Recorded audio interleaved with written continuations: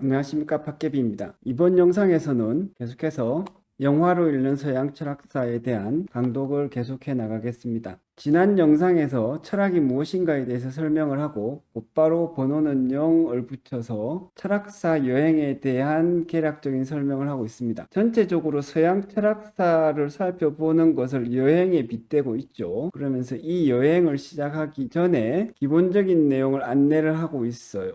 안내의 내용은 여행이, 즉 서양 철학사를 살펴보는 내용의 초점을 어디에 둘 것인지 그것에 대해서 미리 설명을 드리는 겁니다. 그래야지 여러분들이 이해를 하고 이런 것을 할 거야. 그러니까 마침내 드디어 아니나 다를까 이런 내용을 이야기하는군. 요걸 기대하실 수가 있고, 더 나아가서 가끔 가다가는 이 사람은 왜 이렇게 설명을 안 하고 지나가지? 이런 것에 대한 오해를 하실 수 있는데 미리 그래서 말씀드리고, 그런 것은 미리 안 합니다. 어떤 것만 주로 하고 어떤 것은 많이 안 할 거예요 라고 미리 말씀을 드려두는 것입니다. 세부적인 내용을 보시면요, 쭉 읽어 나가시면 영화로 읽는 철학사이기 때문에 영화 이야기를 이 장에서는 조금 많이 합니다. 왜 그러냐 하면 요 앞에 장에서 철학이란 무엇인지에 대해서 집중적으로 설명을 했죠. 그 내용이 조금 따분하고 어렵지 않을까라고 생각을 했습니다. 그래서 제가 이 글을 쓰면서 철학이란 무엇인지에 대해서 조금 집중적으로 설명을 했으니 약간 쉬어가는 느낌으로 원고를 진행해 나가자, 그런 의도로 여기에서는 영화 이야기를 좀 하면서 가볍게, 그리고 전체적으로는 반지의 제왕이라는 영화에 비유를 하면서 여러분들이 책에서 기대할 것, 그 다음에 글을 쓰는 제가 어떤 점에 초점을 맞추어서 어떤 역할을 하면서 여러분들에게 글의 내용을 들려드릴 것인지를 영화에 비유해서 설명을 하고 있는 것입니다. 그래서 이런 내용은 제가 여러분들이 혹시나 이 영화를 보셨다면 이 영화의 내용을 상기하도록 돕기 위해서 썼어요.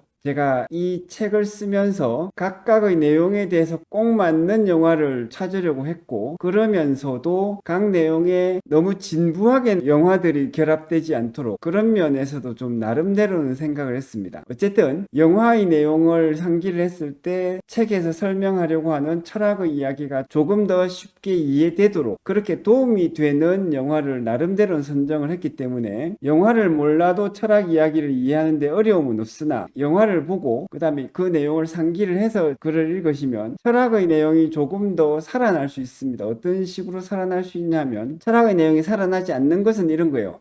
이런 사람이 이렇게 이야기하고 이런 어려운 이야기를 했군, 끝. 근데 철학의 내용이 살아난다라면 이런 이야기를 하다니 왜 그렇게 이야기했는지 나도 이해가 돼, 이런 문제를 이래서 제기를 했군, 그리고 이런 식으로 생각해서 이런 답을 이야기를 했군, 내가 그 생각을 나 혼자서는 못하겠으나 이 사람의 이야기를 가만히 들어보니 참 동감이 가는 이야기야, 그리고 저 이야기는 필요한 것 같아, 요렇게까지 느껴지는 것, 요것이 철학의 내용을 잘 이해했을 때 그 내용이 살아서 전달되는 것이라고 저는 생각을 합니다. 그리고 어떤 학문이든지 잘 이해하면 그렇게 살아와야 되겠죠. 살아온다는 의미는 제가 방금 설명드린 대로 문제와 내용, 그리고 그 이유 등등에 대해서 그래 저것이 내 생각이야 라고까지는 안 가더라도 저런 생각을 할 만하군, 저것이 틀리거나 내가 좋아하는 생각은 아니거나 나는 다른 생각을 하고 있더라도 나도 어느 정도는 동감이 된다, 최소한 일리는 있군, 나도 한때는 저런 생각을 했어, 나도 저런 상황이라면 저런 생각을 할 만할 것 같아, 이런 식으로 마음이 조금 와닿아야 돼요. 그래서 주로 우리가 공부를 할 때는 너무 이지적으로만 접근해서 외우고 문제의 답을 찾고 그 다음에 논리적으로 틀림없다 이런 것만 확인하려고 하는데, 유명한 사상가들의 이야기를 들어보고 저도 조금 경험을 해봤을 때는 어떠냐 하면은, 잘 이해했을 때는 제가 말씀드린 것처럼 그 이야기가 자기 마음속에서, 즉 공부하는 사람의 마음속에 좀 살아서 전달이 돼야 됩니다. 그렇지 않으면 진짜 처음부터 끝까지 외워야 되는 이야기고 시험 치고 나면 쓸모없는 이야기예요. 여러분들이 시험도 칠 필요도 없으면서 철학을 공부하면서 시험 치고 나면 쓸모없는 방식으로 그렇게 공부하실 필요는 없겠죠. 그런 점을 이해를 하고 보시면 더 좋겠습니다. 그래서 반지의 제왕이든 어느 것이든 간에 이 책에 나오는 영화 이야기는 그렇게 이 철학을 조금 더 마음속 깊이 전달하고 동감을 하도록 유도하는 데 도움이 될 것이다. 요것이 제 논지입니다. 그래서 이제 반지의 제왕에 비유를 하고 있기 때문에 여러분들은 이 책 전체에서 프로도 역할을 하시고, 저는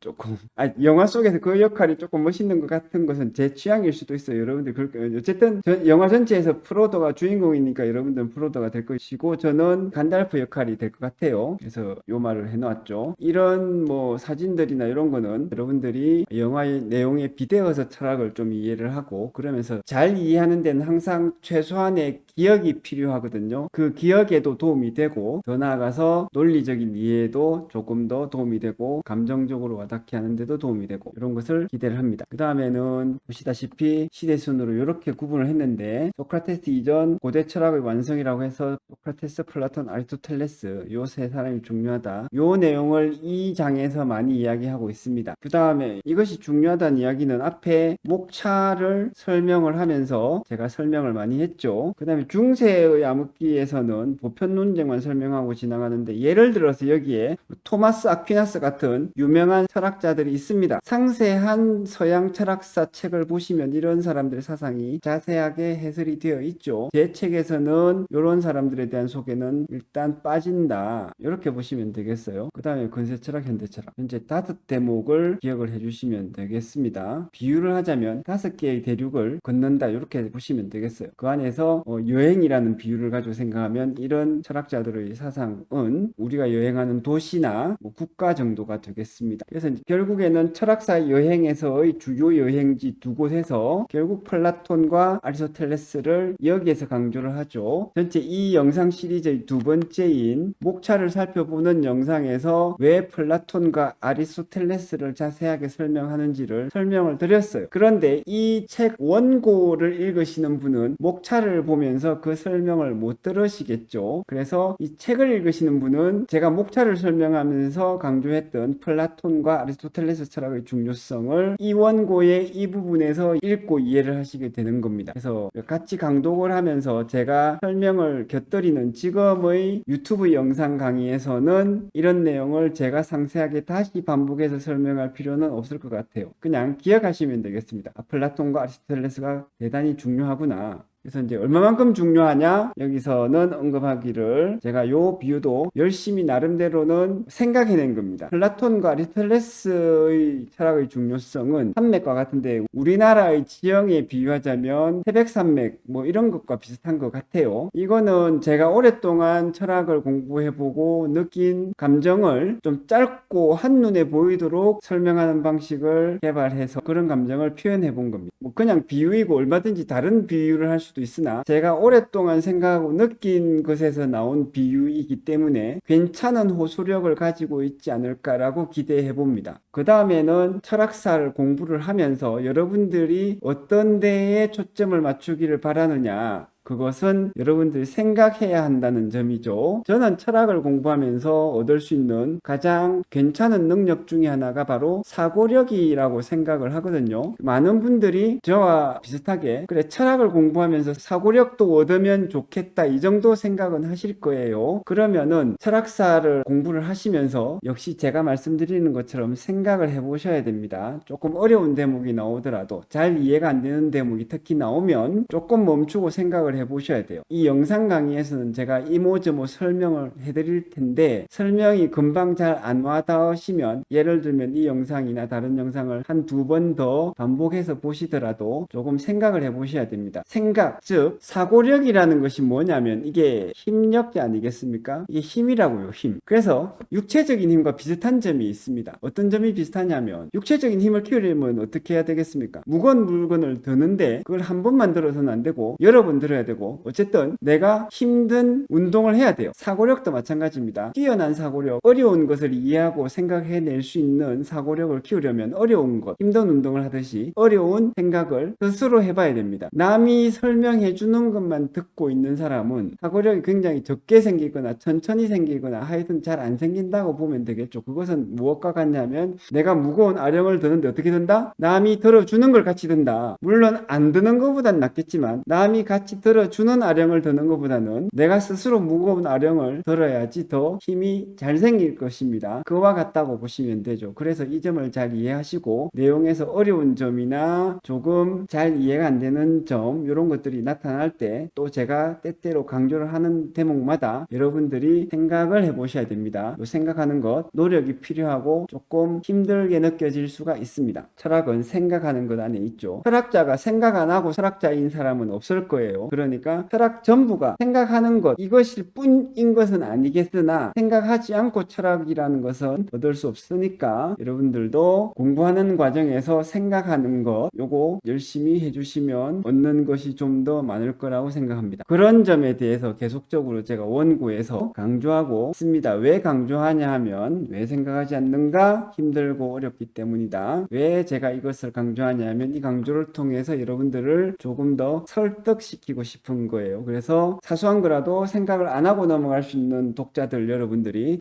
생각해보라고 했으니 나름대로 일리가 있다. 나도 좀 생각을 해보자 라고 해서 조그만 거 하나라도 더 생각을 해보면서 공부를 하시면 좋겠다. 그렇게 만들어 보고 싶은 겁니다. 그래서 요까지가 이 대목에서는 핵심입니다. 그리고 그게 전부죠. 그래서 이 장은 이렇게 짧게 마치겠습니다. 감사합니다.